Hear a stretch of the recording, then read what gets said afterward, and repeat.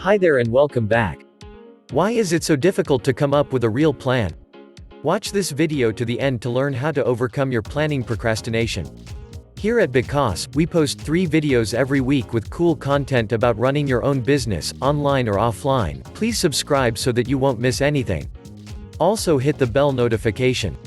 Here's the secret about making a plan. If you want to achieve results you never had, you have to do something you've never done. That just means there is a lot of uncertainty in your new endeavor. That uncertainty makes us think, I don't know what path I'll end up taking. So why bother planning? Or we think, what if I won't live up to my plan? I will embarrass myself in front of my friends, partners or employees. This way of thinking is normal. Don't castigate yourself when you catch yourself thinking like that. Instead, please smash the like button. It will make you feel better and help us get the word to more people. This way of thinking has a name. It's called fear of failure.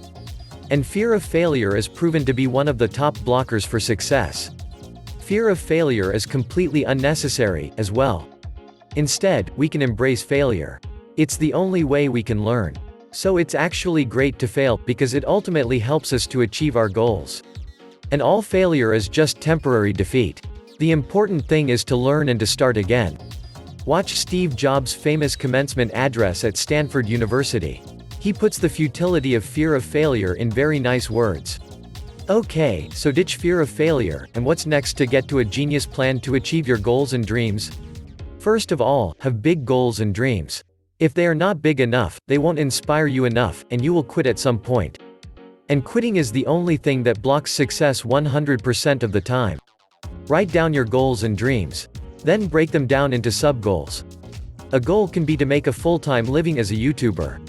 A sub-goal can be to get your first 1,000 subscribers within 3 months. You can break this goal further down, e.g. post 3 videos every week. And so forth, you get the idea. Then, make all your goals and sub-goals measurable.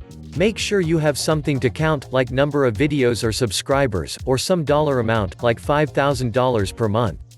This method is also called OKR, Objectives and Key Results.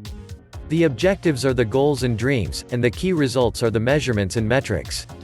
OKR is said to have been a key factor to the success of Google. If it worked for Google, you can make it work for you. You can use a tool to write down all your goals, and how you want to measure success. See in the description for a link to the tool Koan that I like. I'm using it myself and can recommend it from the bottom of my heart. Now you have your plan. The final thing that's important, don't worry. Things will change. Just update your plan while you go. This is why Warren Buffett said, an idiot with a plan can beat a genius without a plan. I hope you enjoyed watching. Please subscribe, and leave me your thoughts in the comments.